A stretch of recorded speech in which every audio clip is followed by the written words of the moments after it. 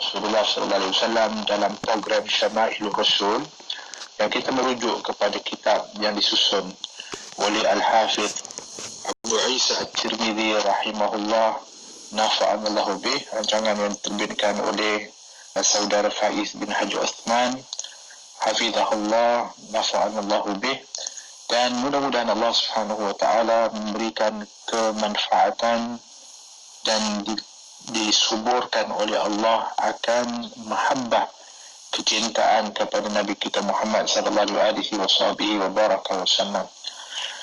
Sidang pendengar Radio Hakim dirahmati oleh Allah Subhanahu wa taala, kita ni sekarang masuk kepada bab tentang kehidupan Nabi SAW, bab maja'a fi aishi Rasulullah SAW. Jadi mungkin yang dah bersama dengan kita atau mungkin yang baru bersama dengan kita ni sebenarnya berada di penghujung kitab ni dah. Kalau ikut daripada susunan bab itu, ianya sampai kepada bab yang ke-52 tentang kehidupan Rasulullah, dan kita dah baca beberapa hadis sebelum ini tentang kehidupan Nabi SAW yang bolehlah kita simpulkan kesederhanaan kehidupan Nabi, dan bukan hanya Nabi, bahkan keluarga Nabi SAW dan para sahabat, khususnya disebut di peringkat awal kebangkitan Islam ataupun bagaimana di awal-awal perjuangan, awal-awal dakwah, khususnya juga ketika membangun Madinah Al-Munawwarah itu sebagai satu pusat dakwah. Dan kita akan melihat beberapa hadis lagi bagaimanakah kehidupan yang cukup terkesan kalau kita mendengar, ataupun yang kalau kita sekiranya kita hayati kesederhanaan mereka, yang bolehlah kita sebutkan sebagai bentuk pengorbanan, yang hari ini kita berada pada zaman yang kita kata kehidupan itu terlalu mewah ataupun dilapangkan oleh Allah Subhanahu wa taala.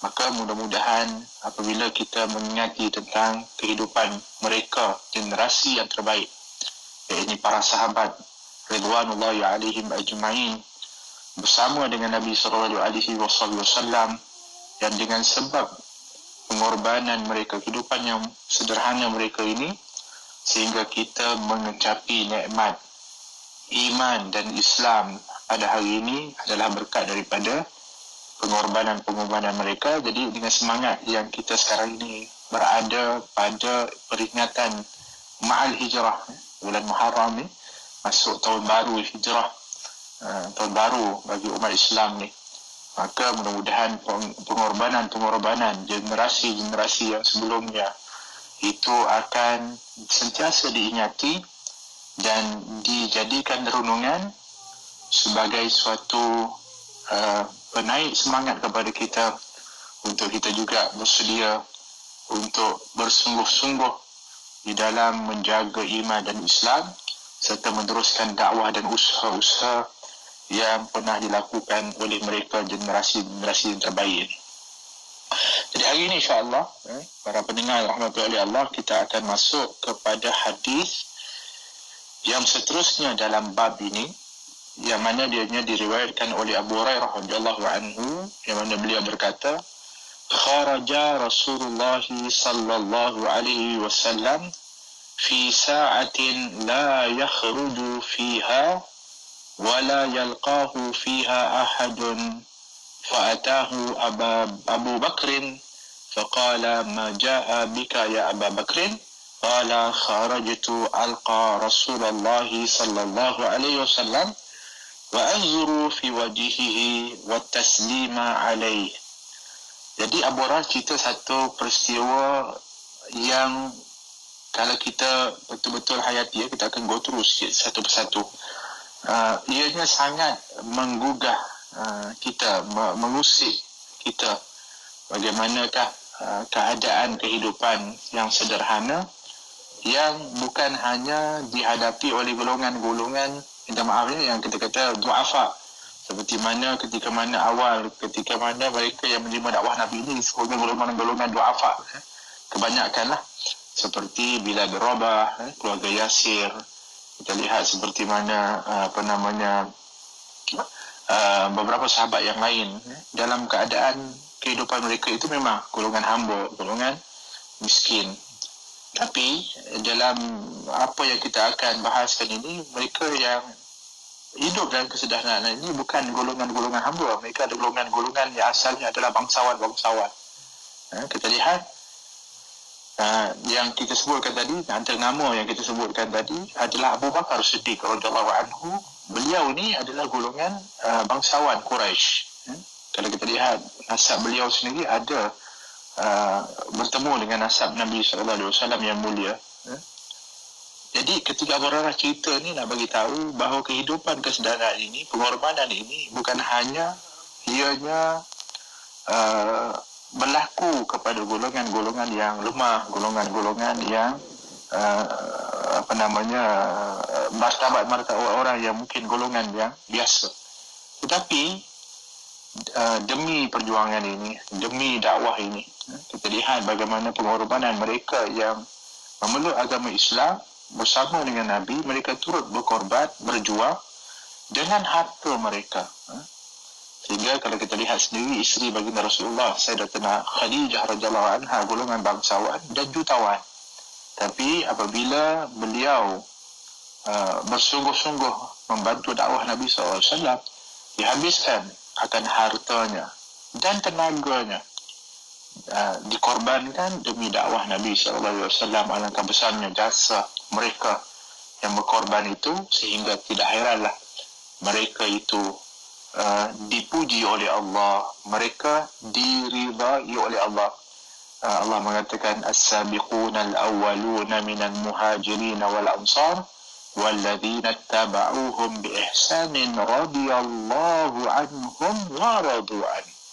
As-sabiqun, mereka yang terdahulu, yang terawal, yang memeluk kepada al-Islam di kalangan muhajirin dan di kalangan orang-orang ansar, dan mereka yang mengikuti jejak langkah mereka itu dengan kebaikan. Apa yang Allah berikan, apa yang mereka dapatkan daripada status yang luar biasa, radhiyallahu anhum wa radu an.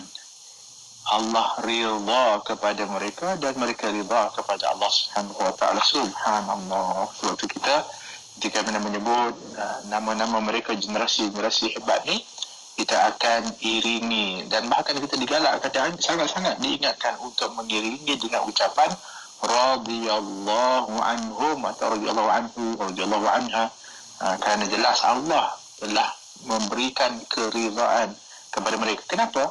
Kerana besarnya daripada pengorbanan dan kesungguhan mereka di dalam mentaati Allah Subhanahu wa taala dan Rasulnya. Jadi Abu Hurairah cerita, dia kata satu hari Rasulullah SAW dia keluar pada suatu waktu yang tidak selalu Nabi SAW keluar. Nabi jarang keluar pada waktu ini. Dan juga pada waktu itu pun waktu yang susah nak jumpa orang pada waktu itu. Waktu bila ni, maka ianya ada beberapa kemungkinan. Ada yang mengaitkan dengan hadis yang diriwayatkan oleh Imam Muslim, dalam riwayat Muslim, yang menyebutkan ianya berlaku pada tengah malam. Jadi pada waktu itu memanglah Rasulullah SAW pada waktu itu biasanya berehat, kemudian baru Nabi akan bangun tahajud. Tapi pada waktu hari ni yang Abu Hurairah cerita ni, Nabi keluar pada waktu itu. Tapi ada lagi riwayat mengatakan pada waktu tengah hari ataupun waktu pagi. Waktu ini biasanya orang-orang Arab ni dia berehat dulu, atau di antara mereka yang di kebun-kebun, jarang duduk pergi berjalan-jalan tu. Jadi waktu yang susah nak jumpa orang pada waktu tu. Walhasil maknanya waktu yang digambarkan oleh Abu Hurairah radhiyallahu anhu, peristiwa ini berlaku waktu yang memang jarang Nabi keluar pada waktu itu, dan waktu itu jarang orang keluar pada waktu itu, jarang jumpa orang pada waktu itu. Tapi tidak semena-mena Abu Bakar Siddiq radhiyallahu anhu anhu datang jumpa dengan Nabi. Pada waktu dia keluar tu, tiba-tiba jumpa dengan Abu Bakar Siddiq radhiyallahu anhu. Maka Nabi SAW bertanya kepada Abu Bakar, kerana waktu itu jarang betul biasanya orang keluar pada waktu itu. Maka Rasulullah SAW mengatakan, mengapa engkau datang atau engkau keluar pada waktu ini, wahai Abu Bakar? Kita belajar daripada apa jawapan Abu Bakar Siddiq radhiyallahu anhu. Subhanallah, kata kita memahami bahawa kedudukan Sayyidina Abu Bakar Siddiq yang begitu hebat, keimanannya begitu hebat, bahkan digelar As-Siddiq. Luar biasanya Abu Bakar juga adalah kerana kecintaannya yang luar biasa kepada Nabi SAW. Abu Bakar Siddiq, kecintaannya kepada Nabi SAW ini sangat luar biasa. Lihat bagaimana jawapan seorang yang mengasihi kepada seorang yang lain. Dia mengatakan, aku keluar dari tempat aku itu, alqa Rasulullah, untuk jumpa dengan Rasulullah sallallahu alaihi wasallam. Untuk apa? Wa anzuru fi wajhihi, untuk aku dapat melihat wajah baginda, wa taslima alaih, dan dapat memberi salam kepada baginda sallallahu alaihi wasallam. Allah, tengok. Kenapa? Dia kata sebab nak jumpa, nak tengok Nabi, nak tengok muka Nabi, nak beri salam kepada Nabi. Walaupun sebenarnya nanti kita lihat, bahkan dalam hadis yang lain disebutkan, sebab keluar dia tu lapar.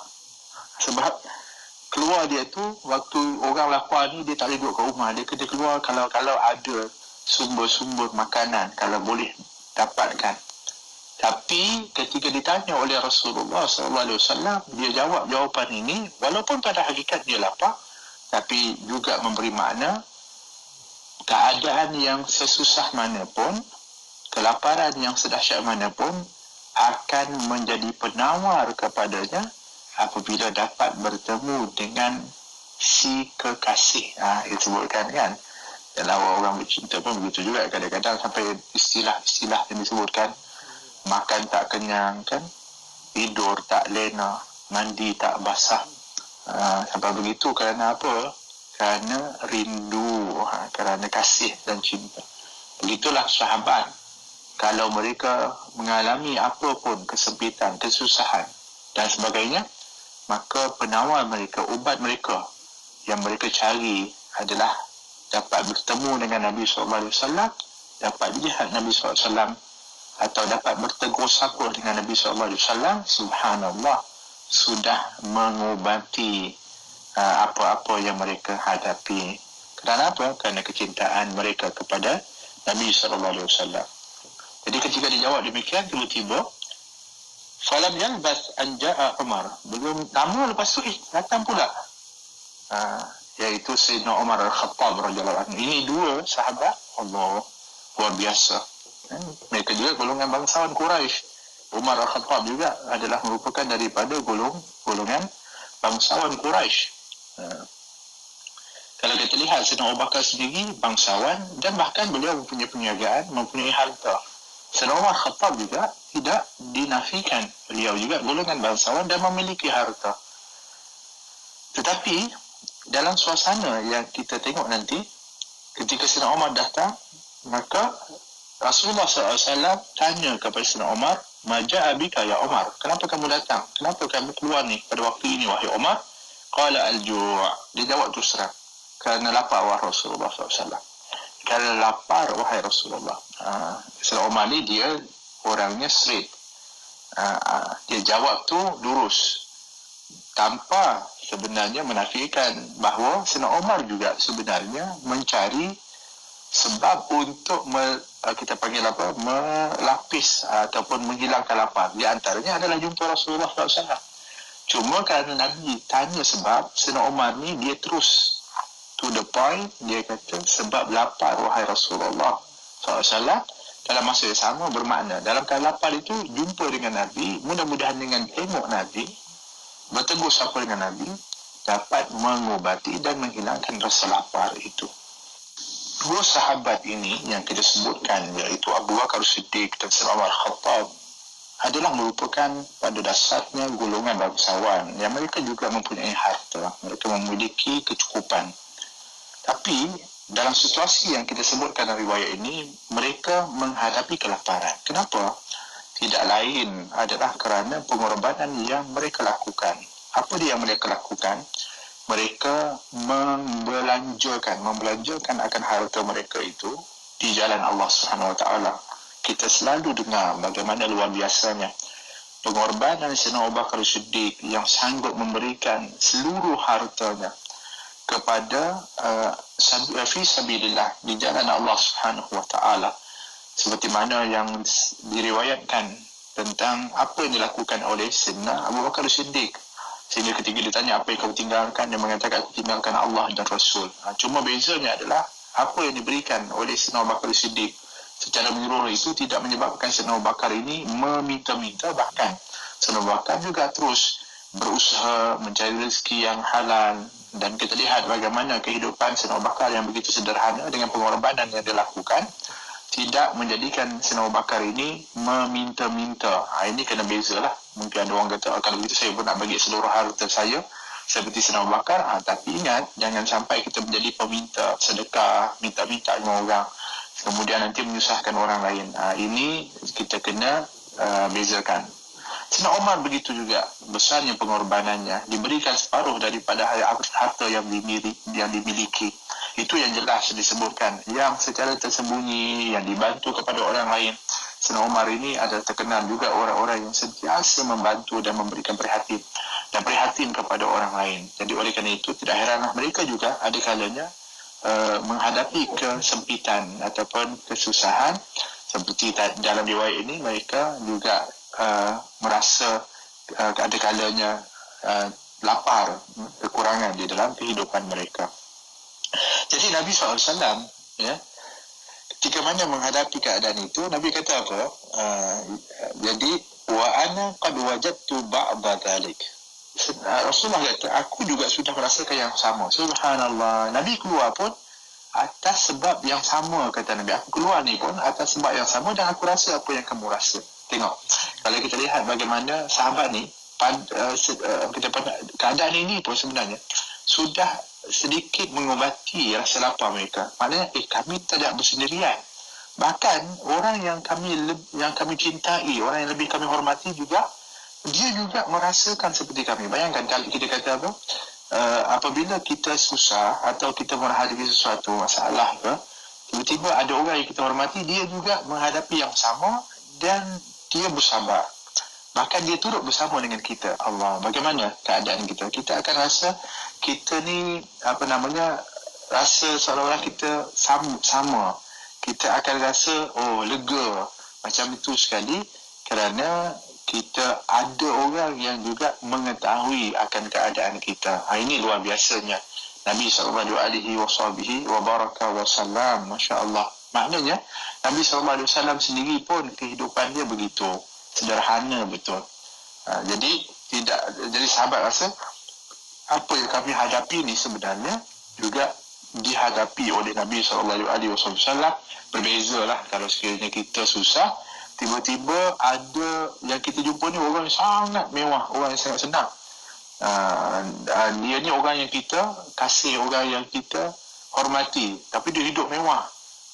Allah, kita rasa macam kita ni dibiarkan, seolah-olah kita ni seolah-olah tidak dipedulikan. Begitu beza dia. Jadi fantalaku ila manzili Abi Haytham ibn At-Tayhan Al-Ansari. Jadi mereka bertiga ni, Rasulullah tiba-tiba kata, jom kita pergi jalan. Maka menuju ke rumah seorang sahabat bernama Abul Haytham bin At-Tayhan Al-Ansari. Abul Haytham bin At-Tayhan Al-Ansari. Ini sahabat. Seorang dari golongan Ansar. Nabi pergi kat situ. Ada yang mengatakan Nabi SAW jalan, tapi kemudian akhirnya sampai ke rumah Abu Haytham. Ada yang mengatakan memang Nabi kemudian bawa Abu Bakar dan Umar ke rumah Abul Haytham. Salah satu sebabnya kerana Nabi tahu bahawa Abu Haytham ni orangnya orang yang sangat pemurah dan memiliki sedikit kelebihan. Jadi Nabi pergi kat situ, Nabi bawa Sayyidina Abu Bakar, Sayyidina Umar, dan Nabi tahu bahawa Abu Haytham ni orangnya pemurah betul. Ya. Jadi kita ni kalau dikenali, orang kenali kita dengan apa? Kalau orang kenali kita dengan sesuatu, maka ada ketika mana berlaku sesuatu, dia akan jumpa kita. Jadi kalau kita terkenal dengan kepemurahan, maka ketika mana ada orang-orang yang perlukan bantuan, dia akan datang kepada kita. Dan itu satu kemuliaan sebenarnya. Itu adalah satu kelebihan sebenarnya di sisi Allah Subhanahu Wa Taala. Kerana apabila kita dikenali oleh orang ramai dengan sifat-sifat yang baik, maka sebenarnya orang ramai itu adalah menjadi saksi kepada Allah Subhanahu Wa Taala, kepada kebaikan kita atau kepada kebaikan seseorang itu. Bahkan dia menjadikan orang tersebut berhak mendapatkan anugerah dan ganjaran daripada Allah. Sebab ketika mana satu jenazah lalu, sahabat memuji jenazah itu, Nabi mengatakan wajabat. Maksudnya berhak dia. Tapi sahabat tanya, wajabat apa? Berhak apa ya Rasulullah? Nabi kata berhak dia dapat syurga, dapat rahmat Allah. Kenapa? Sebab kamu ni menjadi saksi. Apa kamu sebut dia baik, dia buat begini, kamu jadi saksi kepada Allah Subhanahu Wa Taala. Masya Allah. Jadi kita ni nak dikenali dengan apa oleh orang ramai ni? Bukanlah maknanya kita nak cari perhatian orang, jangan jadi riak dan sebagainya. Tidak. Tapi alangkah baiknya kalau orang mengenal kita, mengetahui kita dengan kebaikan-kebaikan kita itu. Jadi apabila nanti satu hari sampai waktu kita meninggal, mudah-mudahan orang tengok, dengar nama kita, orang ingat kebaikan kita, orang sebut kebaikan kita, insya-Allah, maka dia menjadi saksi kepada Allah dan kita mudah-mudahan berhak untuk meraih rahmat dan ganjaran di sisi Allah Subhanahu Wa Taala. Kenapa Nabi pergi dekat tempat tersebut? Wa kana rajulan kathiral nakhli wasya'. Kerana dia ni seorang lelaki yang banyak kebun kurma dia, pokok kurma dia, dan juga banyak kambing dia, ternakan kambing dia. Sebab tu Nabi pergi kat situ kerana dia kalau kita kata sesuai lah, kalau sekiranya pergi tempat tu pun kena tempat dia, jangan pergi tempat dah kita ni perlukan bantuan tapi tempat orang yang tak boleh bantu, maka itu perbuatan yang sia-sia. Maka terbaiknya pergi tempat orang yang memang mampu untuk nak membantu. Walam yakul lahu khadam. Ternyata walaupun dia ini, kalau digambarkan tadi, ada banyak pokok kurma, dia ada dengan kambing, tapi dia ni, kata Nabi, dia sebutkan dalam riwayat ini, dia belum mempunyai pembantu lagi, dia belum ada khadam lagi. Jadi kerja-kerja yang dilakukan oleh keluarga ini, oleh Abul Haytham dan keluarga dia, adalah mereka sendiri buat. Sebab itulah ketika Nabi SAW ini sampai dekat situ, faqalu limra'atihi, dikatakan falam yajiduhu. Ternyata ketika sampai ke rumah tu, Abu Haytham ini tak ada kat rumah. Faqalu limra'atihi, maka mereka tanya kepada isteri dia, ada sampai rumah, bagi salam. Ketika mana yang menyambutnya adalah isteri dia, maka ternyata Abu Haytham tak ada kat rumah. Maka ketika ditanya kepada isteri dia, maka ditanya apa, aina sahibuk, mana suami kamu? Maka dijawab oleh isterinya, intalaqa yasta'dhibu lanal ma'. Dia keluar pada waktu ni, waktu yang kita kata kalau tengah malam lah. Kalau waktu yang memang jarang orang keluar, dia pergi keluar mengambil air jernih untuk kami. Masya Allah, khidmat seorang suami kepada isteri, khidmat seorang ayah kepada keluarga, ataupun ketua keluarga kepada keluarga dia. Kerana kalau kita lihat kehidupan dulu, air ni bukan seperti kita, air dah memang ada air yang jernih, air yang tawar, air yang boleh minum kat rumah. Mereka kadang-kadang terpaksa pergi ke tempat yang jauh, di perigi yang jauh. Bahkan perigi di Madinah ni bukan semua boleh diminum. Ini kena faham betul-betul. Air perigi di Madinah ni disebutkan ada yang kebanyakannya kalau dia walaupun keluar air, tapi masin air dia. Nak cari air yang tawar, yang sedap ni, kadang-kadang hanya perigi yang tentu, dan kadang-kadang di tempat yang jauh. Tapi demi untuk berkhidmat kepada keluarga dan sebagainya, dah tak ada pembantu, Maka Abu Haytham sendiri yang pergi ambil air, tadah air, letak dalam kirbah, dalam bekas kulit, dikendong, dibawa untuk dibawa ke rumah.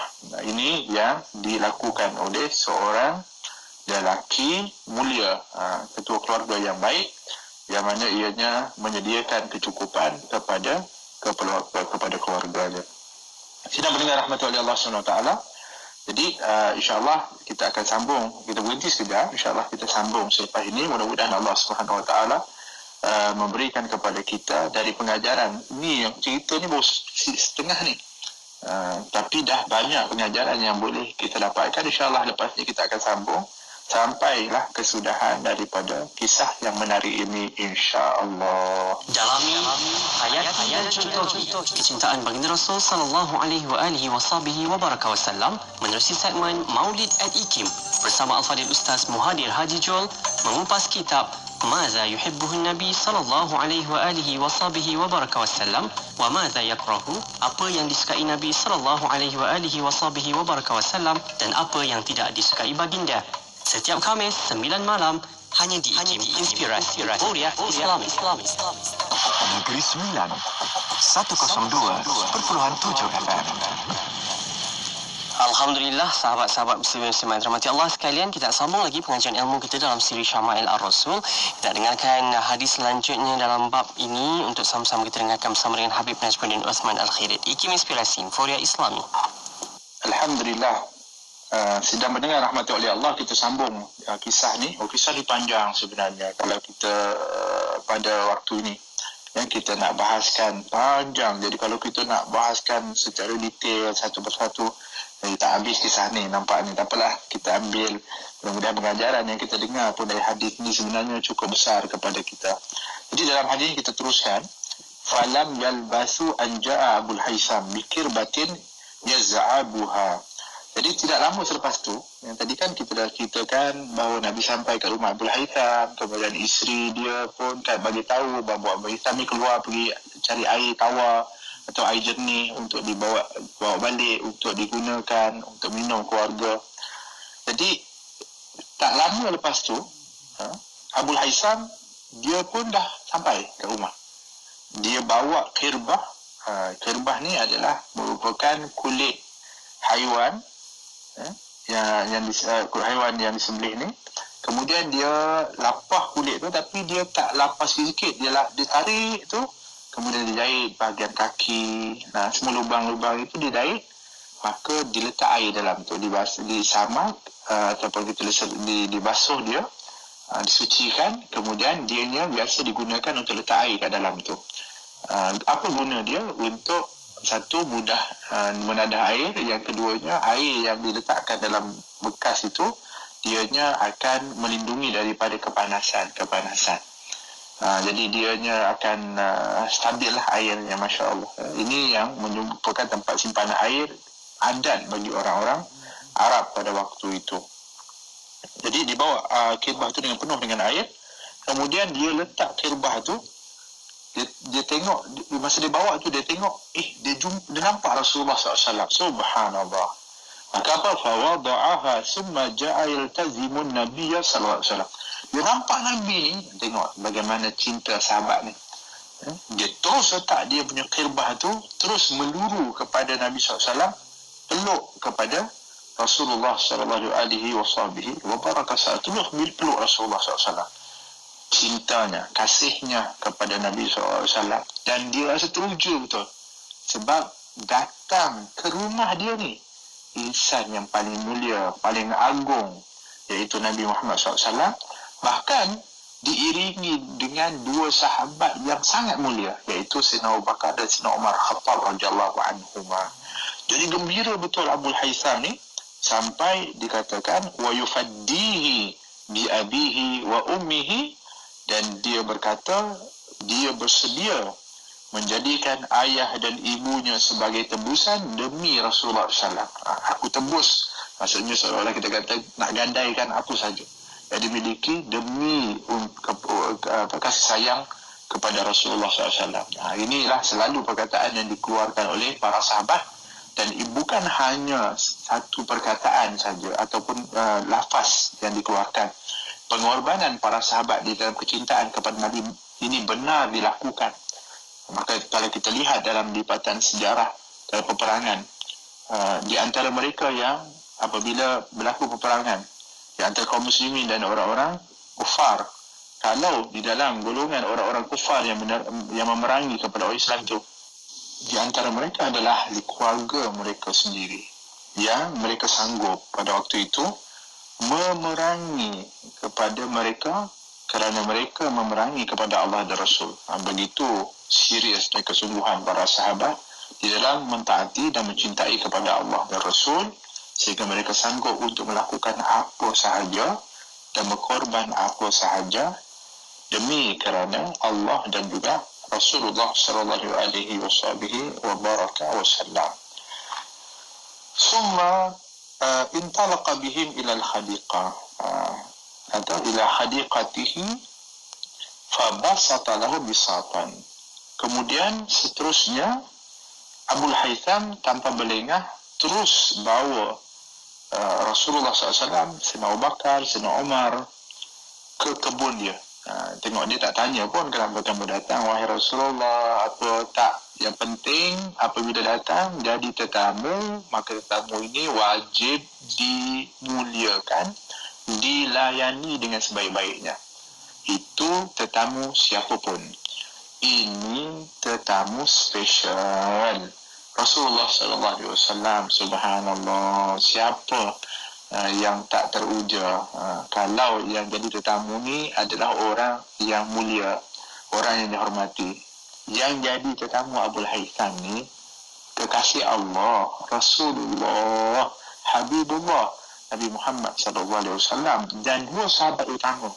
Maka tak heranlah Abu Haytham ni tanpa cakap banyaklah bawa terus ke kebun dia. Kemudian dia bentangkan untuk dapat diduduki oleh Rasulullah SAW dan juga Sayyidina Abu Bakar dan Sayyidina Umar. Summan talqa ila nahlatin faja'a biqinwin fawada'ahu. Maka terus dia pergi buat apa? Dia panjat pokok tu, dia pergi ambil satu tandan buah kurma daripada sebatang pokok yang ada, dan dia letakkan di hadapan Nabi SAW. Dia letakkan untuk jamu Nabi SAW makan kurma. Jadi kurma ni dia jenis pokok yang berbuah, dan buah kurma ni dia tandan.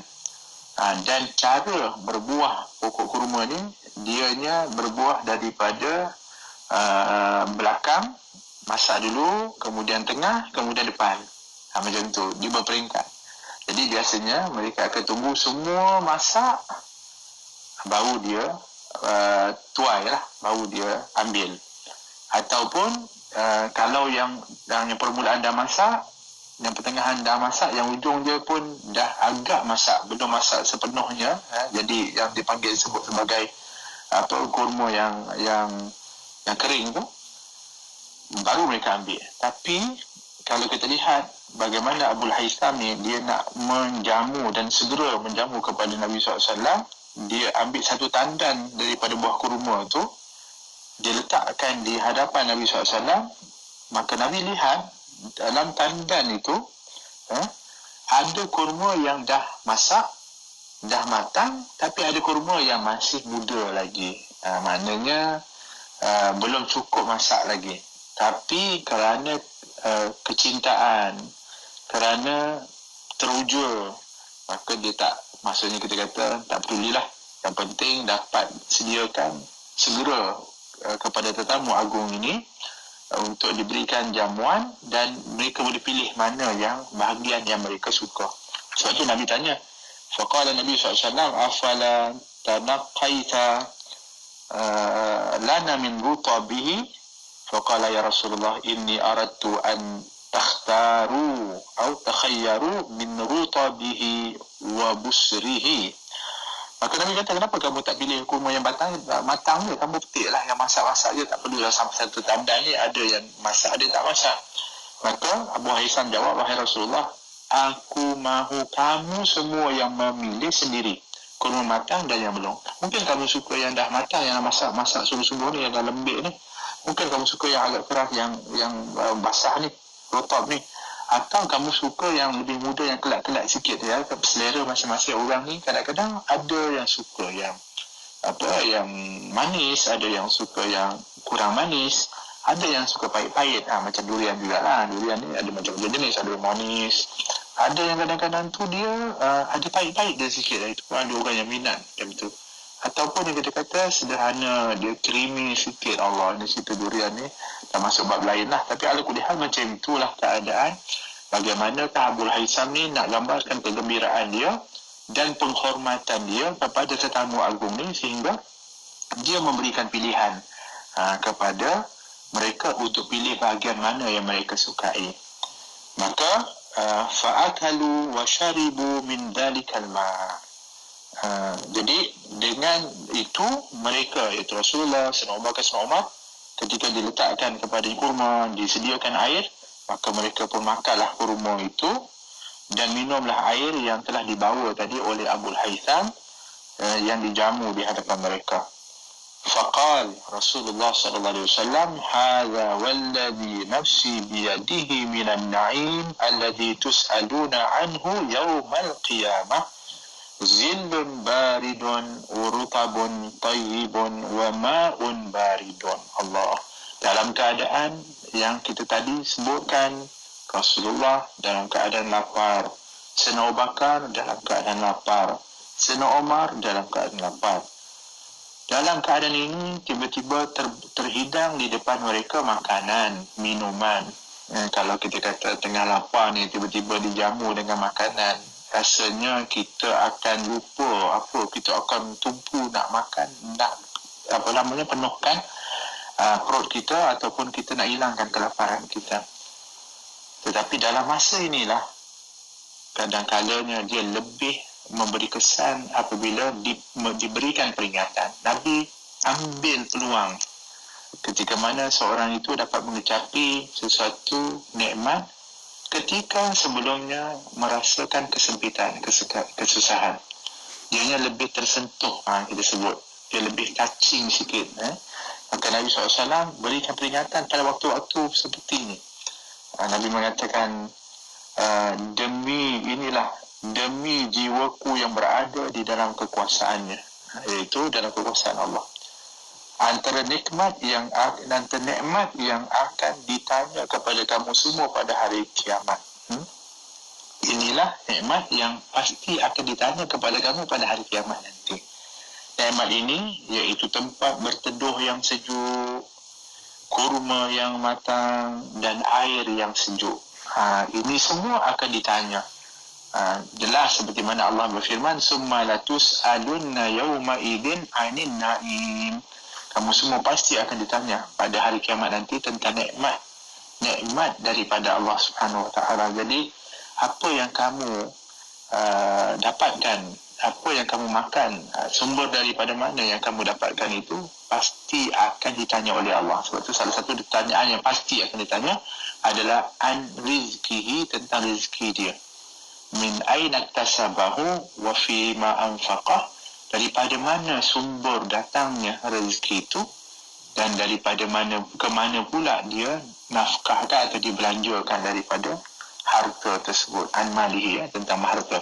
Jadi bermakna akan ditanya oleh Allah Subhanahu Wa Taala. Jadi Nabi berikan sikit sentuhan dalam waktu ketika mana waktu tu kita kata kadang-kadang orang rasa lupa dah nak ingat benda tu semua. Yang penting adalah bagaimana nak hilangkan lapar dan dahaga. Tapi disentuh oleh Nabi SAW dan juga peringatan kepada kita, apa yang kita nikmati ini semua ada pertanyaan. Oleh kerana itu Sayyidina Ali pernah mengatakan, halaluha hisab wa haramuha iqab. Halal sesuatu yang kita nikmati itu akan dihisab. Sebab tu para as-salihin selalu kurang-kurangkan daripada menggunakan daripada sesuatu. Kalau makan sedikit, sederhana. Kalau dia kehidupan dunia ini, ambil yang perlu saja. Sebab apa? Walaupun dia halal. Apa hukum ni? Halal, harus. Adanya mubah. Tapi tetap juga apabila kita gunakan, maka akan bertambahlah daripada persoalan yang akan ditanya kepada kita. Apabila bertambah soalan, bertambah lamalah kita nanti berdiri di dalam ketika disoal, dan berdiri ketika soal itu, kata Nabi, man husiba udziba, siapa yang dihisab akan berada dalam keadaan rasa diadab, kerana itu adalah merupakan detik yang paling menakutkan. Makin lama kita di situ, makin menakutkan. Apabila ditanya, adalah satu yang menakutkan. Sebab itu mereka kurang-kurangkan agar jangan sampai terlalu banyak pertanyaan tentang nikmat yang digunakan. Itu merupakan daripada apa yang selalu kalau digambarkan daripada kehidupan sederhana para as-salihin. Baik, jadi Nabi ingatkan, apa yang kamu rasakan sekarang ni, telur, makan yang kurma ni, dan juga daripada air yang kamu minum ni, semua ni akan ditanya oleh Allah SWT. Fantalaqa Abul Haytham liyasna'a lahum ta'aman. Abu Haytham bangun hendak menyediakan makanan untuk mereka. Jadi itu baru kita panggil pembukaan, jamuan pembukaan, subhanallah. Tapi ada makanan, ada makanan yang memang nak dihidangkan atau disediakan untuk tetamu agung ini.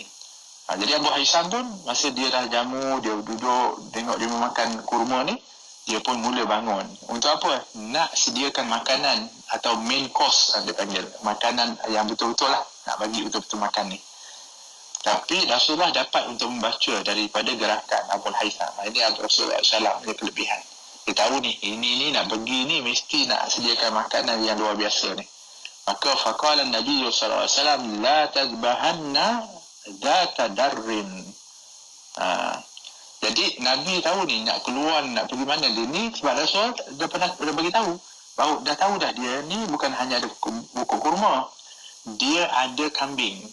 Dia ada kambing-kambing. Jadi ni bangun ni, apalagi nak pergi sediakan makanan, pastilah yang dia nak sembelih adalah kambing. Nabi yang dapat baca daripada gerakan Abu Haytham ni memberikan peringatan. Nabi kata apa? Nabi mengatakan, janganlah engkau menyembelih kambing yang mengeluarkan susu. Jadi, Masya Allah.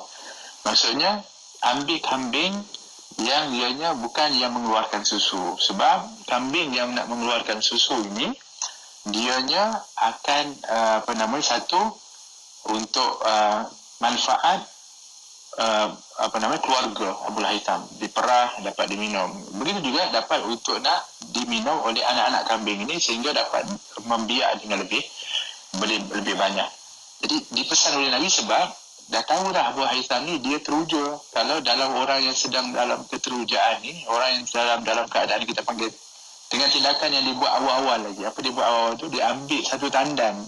Jadi pada pokok kurma ni, tak kira yang tua, tak kira yang muda dalam tandan tu, dia pergi potong, dia bawa. Ini kalau pergi sembelih kambing ni nanti, dia tak kira. Yang penting besar, yang penting dia dapat jamu yang terbaik kepada Nabi, maka Nabi berilah sikit ingatan. Tahu kamu tu memang nak sediakan terbaik, tapi kalau boleh, aku nak pesan, jangan sembelih kambing yang mengeluarkan susu. Jadi, bagilah, redalah sikit supaya jangan kamu yang keterujaan itu bertindak nanti berdasarkan perasaan keterujaan itu. Tapi Nabi SAW nak supaya dalam masa dia nak menjamu, dia juga tidak sampai kita panggil rugi ataupun berada dalam permasalahan yang lain. Jadi oleh kerana itu Abu Haytham sembelih kambing betina berumur 4 tahun. Atau riwayat kata kambing jantan berumur belum sampai 1 tahun. Apabila siap, dimasak, kemudian mereka makan makanan yang dihidangkan. Maka faqala sallallahu alaihi wasallam, maka Nabi SAW kata, halakal khadim, kamu ada pembantu rumah tak? Kamu ada pembantu tak? Maka qala la, aku tak ada wahai Rasulullah. Maka Nabi SAW mengatakan, fa idza atana sabyun fa'tina.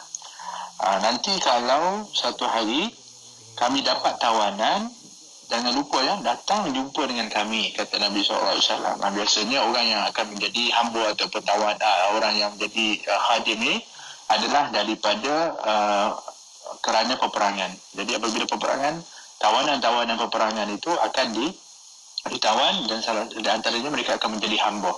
Mana waktu itulah siapa yang berkeinginan ataupun mereka yang memerlukan boleh mohon, boleh minta. Maka Nabi pesan kepada Abu Haisam, nanti kalau kami nanti dapat tawanan, maka datang. Aku nak kurniakan, aku nak berikan kepada kamu daripada pembantu rumah untuk meringankan bebanan kamu itu. Dan ini juga bentuk bagaimana Nabi membalas kebaikan dengan kebaikan. Dan Nabi ajarkan kita ni, orang buat baik, kita kena balas baik. Jadi fa'utiya sallallahu alaihi wasallam bi ra'saini laisa ma'ahuma thalisun fa'atahu Abu Haisam. Jadi setelah dah makan selesai balik, ada satu ketika berlaku peperangan dan Nabi SAW pulang dengan kemenangan membawa tawanan-tawanan perang. Pada waktu itu tawanan perang yang dibawa tak ramai, hanya ada 2 tawanan saja. Sebab Islam ni bukan sebenarnya dia nak buat orang jadi tawanan dan hamba. Kalau orang tu dia masuk Islam, kemudian dia baik dan sebagainya, akan dimerdekakan, dilepaskan. Tapi ada kalanya yang menjadi tawanan itu akan diambil, dimanfaatkan.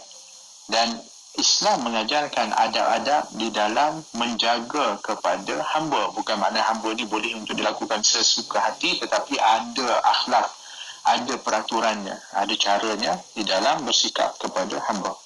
Maka tawanan itu ada 2, bukan 3. Seperti yang dijanjikan, Abu Haisam pun datang jumpa Rasulullah SAW. Maka Rasulullah kata, pilihlah seorang daripada mereka. Dia kata, pilih, kamu nak yang mana? Maka Abu Haisam ni subhanallah dalam menghormati Nabi, dan pastilah dia tahu bahawa pilihan yang paling tepat adalah Nabi SAW. Maka dia kata kepada Rasulullah SAW, ya Rasulullah, ikhtar li, aku nak minta engkau yang pilihkan untuk aku. Faqala Nabi SAW, innal mustashar mu'taman. Maka Nabi SAW berikan satu kaedah kepada kita. Ini pun sebenarnya satu bekalan kepada kita. Dan ini juga sebenarnya perlu untuk kita ambil pengajaran. Nabi bagi satu kaedah ke kita. Ketika mana Abu Haisam kata, engkau pilihkanlah untuk aku, wahai Rasulullah. Maka Nabi mengatakan, seseorang yang diminta nasihat atau yang diminta untuk pilihkan adalah orang yang dipercayai. Kalau orang itu minta kita pilih, tolong kita untuk nak tentukan, maka itu amanah, Nabi kata. Dan mestilah dia menunaikan dengan amanah. Kalau orang minta kita pilih, kita sengaja pilihkan dia yang tak baik, kita tak amanah sebenarnya. Jadi kata Nabi, innal mustashar, seorang yang diminta nasihat, diminta cadangan, mestilah mu'taman, mestilah bersikap amanah. Inilah ramuan daripada kehidupan yang terbaik. Kalau orang minta tolong, orang minta bantuan kita, kalau nak minta kita pilih, kita pilih yang terbaik untuk dia. Bukan kita kata pilih yang ni, sebab apa? Hasad kita dengki biar dia dapat yang tak baik. Astagfirullah. Ini amanah. Nabi ingatkan, innal mustashar mu'taman. Ini biar kita pegang dalam kehidupan kita ni. Khudh hadha. Kemudian Nabi kata, ambil yang ni. Yang Nabi pilihkan untuk Abu Haisam. Fa inni ra'aitu yusalli. Kenapa yang Rasulullah suruh pilih ni? Kata, sebab Rasulullah kata, aku lihat dia solat. Jadi antara perbandingan itu, ukurannya adalah agama. Bukan ukurannya mesti rupa, parah dan sebagainya. Tapi yang menentukan seseorang itu lebih baik adalah daripada agamanya. Maka Nabi kata, ambil dia sebab aku tengok dia ni solat. Wastausi bihi ma'rufa. Kemudian Nabi SAW pesan, dia kata, jagalah dia baik-baik. Maknanya ini hamba, kalau ikut zaman jahiliah dulu, kalau hamba ni, dia bukan jaga baik-baik, dia bully. Dia akan betul-betul kita panggil memperhambakan betul. Tapi tengok Nabi pesan, jagalah dia baik-baik. Subhanallah. Jadi hamba tapi suruh jaga baik-baik. Maknanya dalam Islam ni menjaga kepada hamba juga adalah merupakan daripada kewajipan. Fantalaqa Abu Haisam ila imra'atihi فأخبرها بقول رسول الله صلى الله عليه وسلم فقالت امرأته ما أنت ببالغ حتى ما قال فيه النبي صلى الله عليه وسلم إلا بأن تعتقه قال فهو عتيق.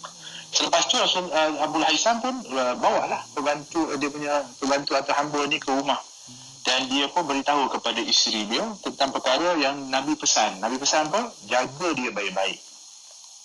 Maka Nabi mengatakan, isteri Abul Haisam ni kata, Masya Allah, isteri ni hebat, Abu Haisam ni punya isteri yang sangat hebat, dan ini adalah didikan daripada Islam. Masya Allah.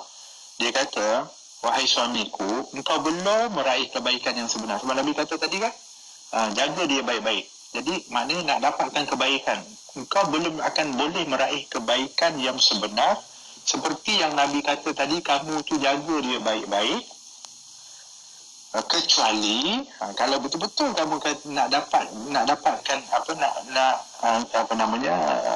ikut pesanan Nabi SAW, engkau lepaskan atau merdekakan tawanan itu.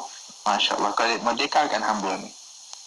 Masya Allah, ini baru yang kamu buat yang terbaik. Walaupun kalau kamu jadikan dia pembantu dan mulayan dia baik, memang itu baik, Masya Allah.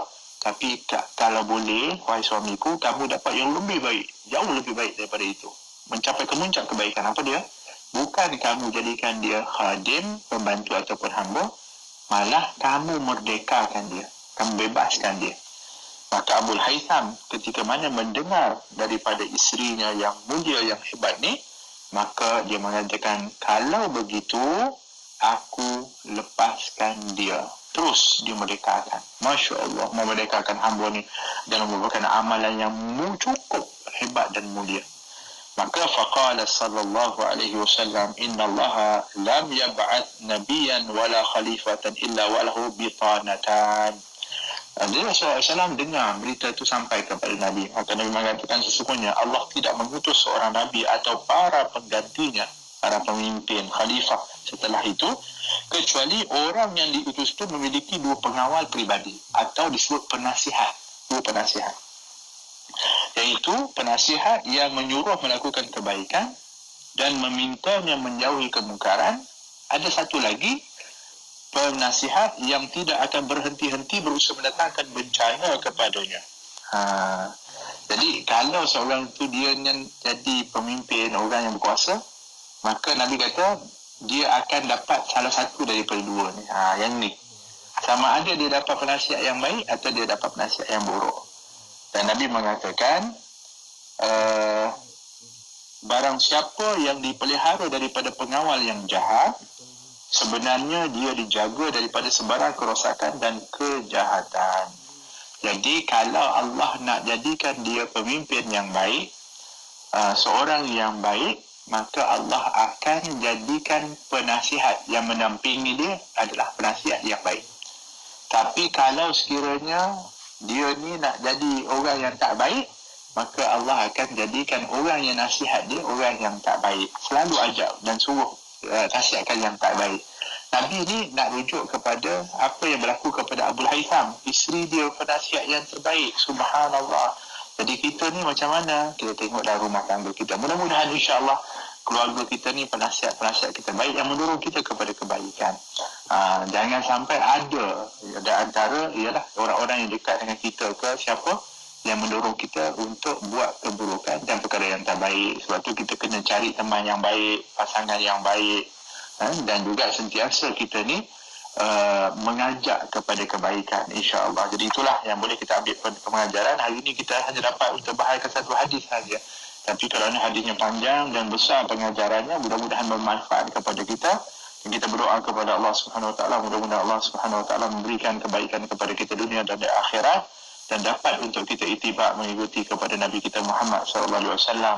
Mudah-mudahan kehidupan kita yang ada ini adalah kehidupan yang mudah-mudahan akan membela kepada kita, dan mudah-mudahan apa yang kita hidup ini adalah dalam kehidupan ini adalah kehidupan yang barakah dan dirahmati oleh Allah Subhanahu Wa Taala.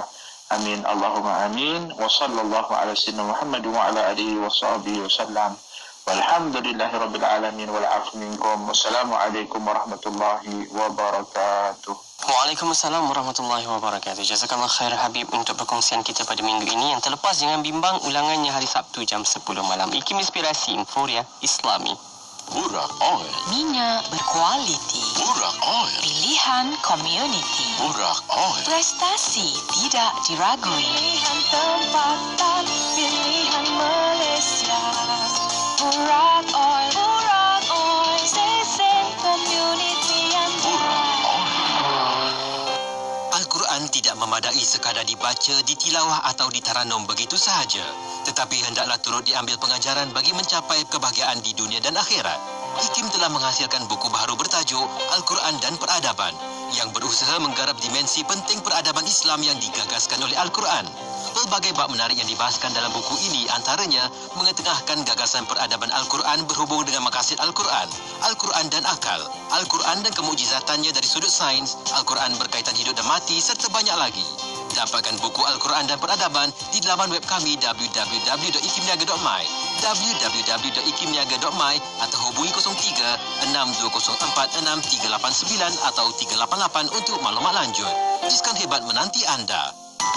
Adakah anda tahu hukum mengambil semula pemberian atau hibah kepada pasangan anda? Bolehkah hibah ditarik balik oleh ibu atau bapa? Adakah terdapat perbezaan berkenaan pesanan sebelum meninggal dunia dengan wasiat? Adakah anda tahu harta sepencarian boleh dituntut kerana poligami walaupun suami bernikah di luar negeri dan tidak mendaftarkan perkahwinan? Anda ingin tahu kaedahnya? Bolehkah wasiat menafikan faraid? Anda ingin tahu penjelasan dan penyelesaiannya? Hadirlah program kami Kursus Asas Kaedah Pengurusan Harta Keluarga Islam Siri 2020 pada 8 dan 9 September 2020 di Institut Kefahaman Islam Malaysia. Yuran istimewa ditawarkan kepada pelajar, pesara dan warga emas. Untuk pendaftaran, hubungi 03 6204 6325. Layari www.ikim.gov.my untuk keterangan lanjut. Kalau nak beli penapis air beralkali, Hubungi Superfine. Kalau nak beli sistem dispenser air 3 saluran, panas, sejuk dan beralkali, hubungi Superfine. Kalau nak servis penapis air pun, hubungi Superfine. Dengan Superfine, suri rumah dikecualikan daripada memasak air setiap hari. hubungi Superfine. WhatsApp atau SMS 019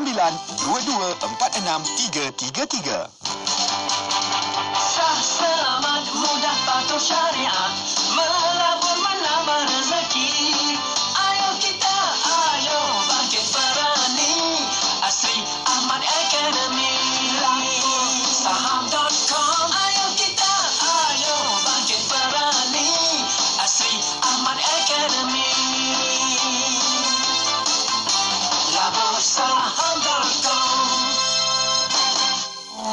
Ayo sertai kempen Jom menyumbang RM50 demi pembebasan Masjid Al-Aqsa dan Palestin. Hubungi kami 03-8926-7019 dan layari Facebook Aman Palestin. Dengan roh, dengan darah, kami berkorban untukmu ya Aqsa. Rempah Mak Siti, rempah Mak Siti sedap sekali. Masalah guna rempah Mak Siti, suami mertua, keluarga semua memuji. Ada rempah kari, rempah sup, rempah rendang dan banyak lagi. Layari www.rempahmaksiti.com. Rindu masakan mak, ingat Mak Siti. Sedapnya susu Wildan dan dan, segarnya susu Wildan dan dan, rasa yang lezat susu Wildan, kualiti hebat susu Wildan. Dapatkan susu Wildan di kedai-kedai dan pasar raya terpilih atau hubungi 019 965 3166 019 965 3166. Stokis